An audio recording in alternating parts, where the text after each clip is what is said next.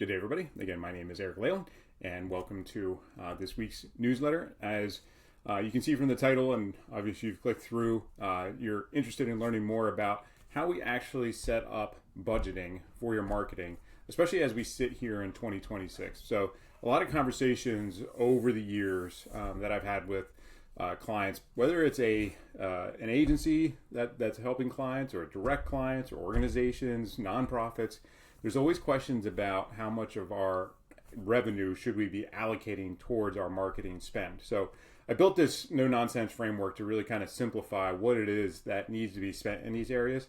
And so this article, this blog that I put out, really takes into account a lot of different life cycle pieces to your business. So there's a lot that goes into your marketing practice, right? So you need marketing to drive your future growth. So every business is kind of different in where they're at in that growth cycle. So what I did with this blog, as you can read through it, and I will take some time to go through this, there's different insights that you need to have into your marketing depending on where you're at. And so what I wanted to do is provide ways to make it simpler for you to be able to understand, where you're at and where you're trying to go. So as I said, stop guessing about like your marketing spend, right? Start investing intelligently so that we can see future growth. So many times, again, and it comes a lot from the, just the either lack of understanding or, you know your business well, but maybe not marketing well, or just fear, right? There's a lot of fear in the marketplace. Interestingly, I was reading in my devotional verse, and I'll actually bring it up here. My devotional verse this morning was from Matthew. And in Matthew, it talks a lot about, Jesus' life, and he's going through, obviously, his ministry. And specifically from Matthew 6:25, it says, "Do not worry about your life, what you eat or what you drink, or about your body, or what you will wear. Isn't life more than food and the things you wear?"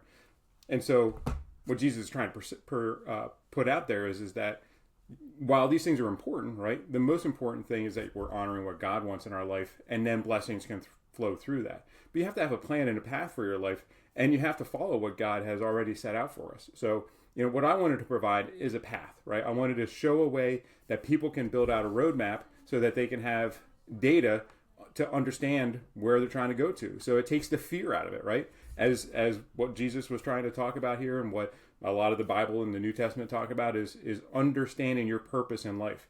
And when you have that direction, when you have that roadmap, you can be much more confident in where you're going. So what I wanted to do is provide that for clients, be able to give them that framework, and then also fill out a way to be in these areas intelligently. So depending on your life cycle, have a budget that's building you for future revenue. So what I did here is I initially first looked at the different stages of a business life cycle. So obviously a business has to start, and then it goes through, right? So in the startup phase, the growth stage, established and mature brands, there's different pieces of the puzzle you need to answer. So if you're in the startup part of this, you're going to have to over invest in your marketing to overcome the other people that are, again, in your marketplace, your competitors, right? So you don't have any of the brand awareness, right? So you're trying to gain that. You're trying to grow your business by generating leads, whether it's word of mouth or then doing these other things to again, capture that market.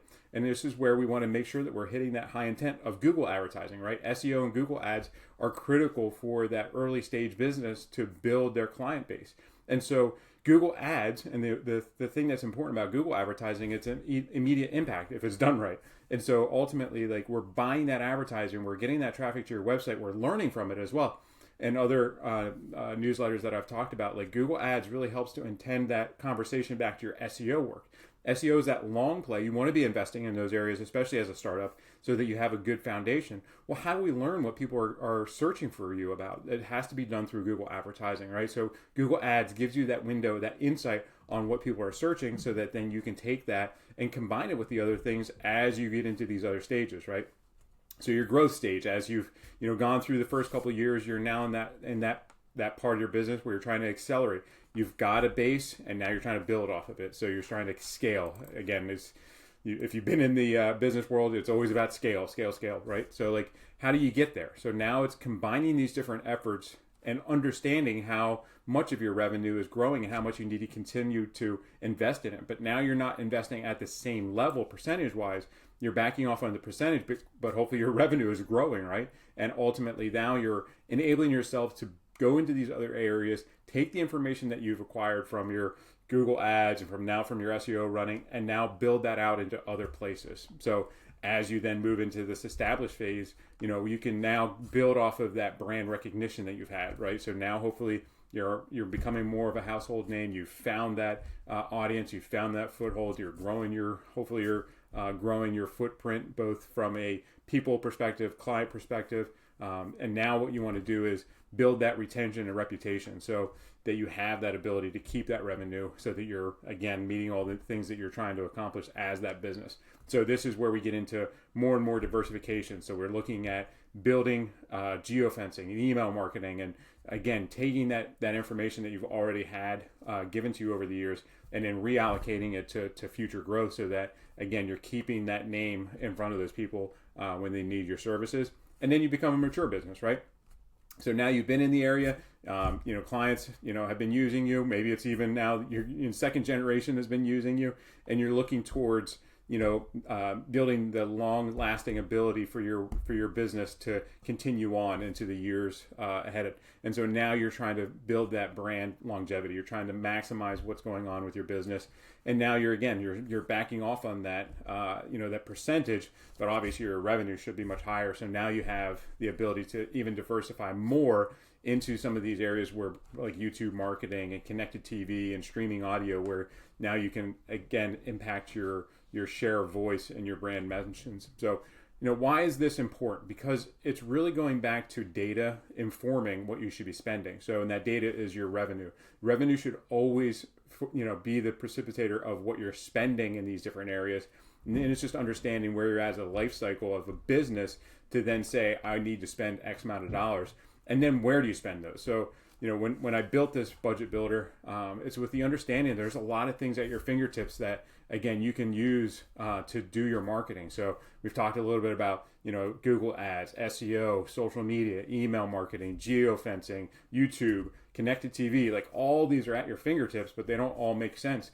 So if you're a early startup, you're not going to be doing all these things because it just doesn't make sense, right? So again, I've been doing this for a long time, over 19 years, coming up on 20 years. And so, like, my history, my experience helps me to be able to, figure out what's the best path forward based off of the information that you've already provided. So, definitely fill out the marketing roadmap, and then we can build a campaign that's intelligent if you've never put this together. And then understanding, like, how these things work together is a critical piece to us. And maybe you're sitting there as like, I've already done all this.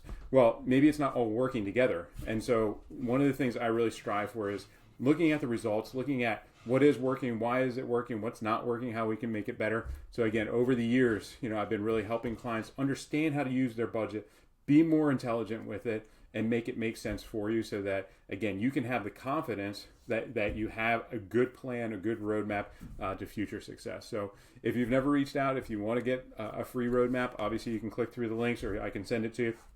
And I'm happy to take a look at this stuff with you and work with you on how we can put together a plan that's going to work for you as we head into the rest of 2026 and into the future. So thank you for taking the time to go through this. God bless and have a great day.